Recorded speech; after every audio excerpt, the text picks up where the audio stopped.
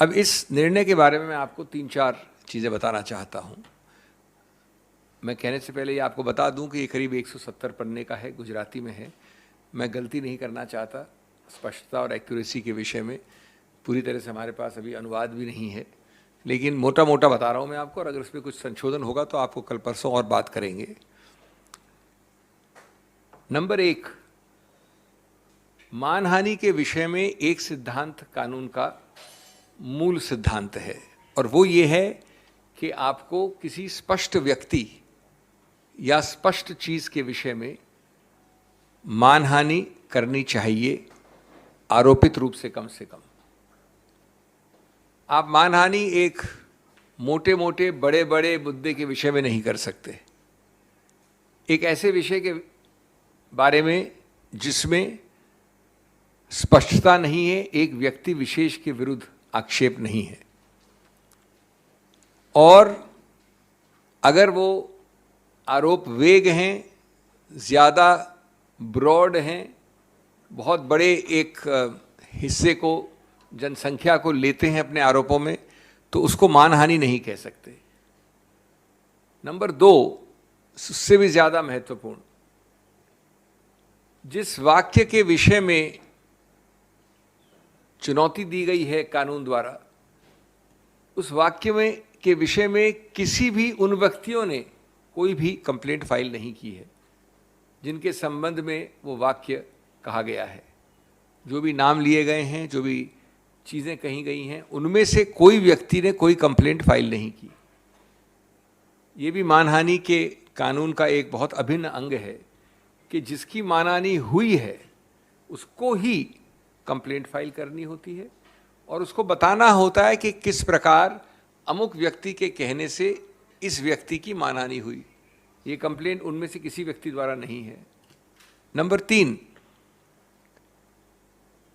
जब फौजदारी मुकदमा करते हैं, जो कि किया गया इस केस में, तो एक गलत नीति, द्वेष की भावना सिद्ध करना अति आवश्यक है। कोलार की अगर आप पूरी स्पीच देखेंगे तो वो जनहित के बारे में है, राजनीति के बारे में है, कीमतों की बढ़ोतरी के बारे में है, बेरोजगारी के बारे में है। उसके दौरान अगर ये वाक्य, जिसको आज आपत्तिजनक माना गया है, जिसको भी चुनौती दी जाएगी ऊपरी अदालतों में, तो भी ये नहीं कह सकता कोई भी कि द्वेष की भावना से, बदमिजाजी से, जानबूझकर, जिसको मैलाफिडे इंटेंट कहते हैं, मैलिस कहते हैं कानून में, ये एक अनिवार्य अंग है इस आरोप का, और जब तक ये साबित नहीं होता पूरे संदर्भ से, तब तक आप नहीं कह सकते कि ये ऑफेंस बना है। ये पूरी तरह से इस केस में साबित नहीं हो सकता है, क्योंकि वाक्या संदर्भ एकदम अलग था।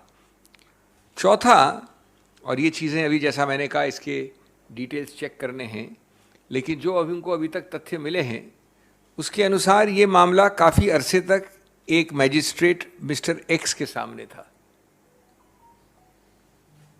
जब वो वहाँ था तो याचक ने, कंप्लेनेंट ने बड़े कोर्ट में, हाई कोर्ट में जाकर इस पूरे प्रक्रिया का स्टे ले लिया, रुकवा दिया उसको काफ़ी अरसे तक, कई महीनों तक। जब उस व्यक्ति का स्थानांतरण हुआ या वो उस ओहदे से हट गए, तो ये याचिका जो ऊपरी अदालत में डाली गई थी उसको विड्रॉ कर लिया गया, और ये वापस नीचे आ गई एक भिन्न मैजिस्ट्रेट के सामने, जहां अभी आपको निर्णय अब आया है। तो इसकी तारीखें, इस प्रक्रिया को भी हम गौर से देखेंगे कि एक ठीक प्रकार से ये न्यायिक प्रक्रिया हुई है कि नहीं। लेकिन प्राथमिक दृष्टि से ये चौथा मुद्दा भी अत्यंत महत्वपूर्ण है। 5वां, एक प्रावधान है कानून में, उसको 202 कहते हैं। 202 विशेष रूप से बनाया गया उनके लिए कि अगर वारदात हुई कोलार में और आपने जाके त्रिवेंद्रम में कंप्लेंट फाइल कर दी, वारदात हुई कोलार में और आपने जाके श्रीनगर में कंप्लेंट फाइल कर दी, तो कोई भी मैजिस्ट्रेट उसकी शुरुआत करने से भी पहले, निर्णय तो बहुत बात की बात है, शुरुआत करने से भी पहले एक जांच करेगा कि ये पूरी तरह से आउट ऑफ जुरिस्डिक्शन है या जुरिस्डिक्शन के अंदर यानी अधिकार क्षेत्र के अंदर है कि नहीं है। 202 का इसमें सीधा उल्लंघन हुआ है। सूरत के मैजिस्ट्रेट ने जिस आसानी से इस मामले में आगे बढ़ोतरी की है और फिर निर्णय दिया है कोलार वाले वक्तव्य के विषय में, वो अत्यंत आपत्तिजनक है कानूनी रूप से और क्वेश्चनेबल है, जो कि और हम इसका विश्लेषण करेंगे। छठा, ये भी सुनने में आया है और जहाँ तक तथ्य हमारे पास हैं जिनको हम चेक करेंगे कि आप जानते हैं कि कन्विक्शन के बाद सेंटेंसिंग, दंड के लिए अलग से हियरिंग होनी पड़ती है। वो अलग से हियरिंग ज़रूर हुई, लेकिन 15-20 मिनट की हियरिंग के बाद जो सबसे ज़्यादा सेंटेंस हो सकता है वो दिया गया 2 वर्ष का। वो प्रक्रिया भी किस हद तक सही है गलत है उसको भी देखा जाएगा। इस सब का मूल निचोड़ क्या है? मूल निचोड़ ये है कि जानबूझकर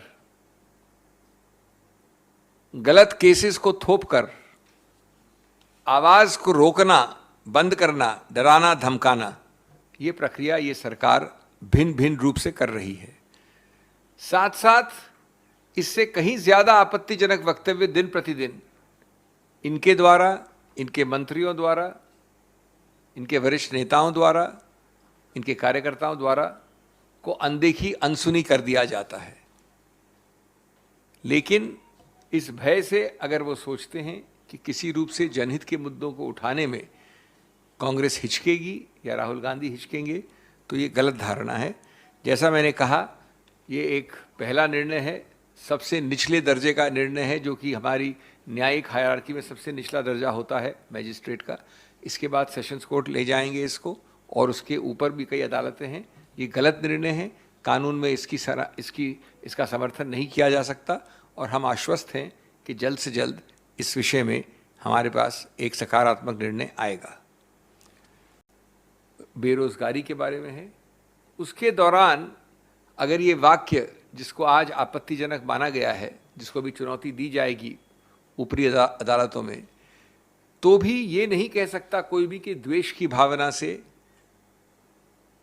बदमिजाजी से, जानबूझकर, जिसको मैलाफिडे इंटेंट कहते हैं, मैलिस कहते हैं कानून में, ये एक अनिवार्य अंग है इस आरोप का।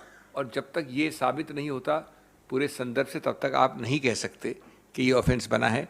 ये पूरी तरह से इस केस में साबित नहीं हो सकता है, क्योंकि वाक्या, संदर्भ एकदम अलग था। चौथा, और ये चीज़ें अभी जैसा मैंने कहा इसके डिटेल्स चेक करने हैं, लेकिन जो उनको अभी तक तथ्य मिले हैं उसके अनुसार ये मामला काफ़ी अरसे तक एक मैजिस्ट्रेट मिस्टर एक्स के सामने था।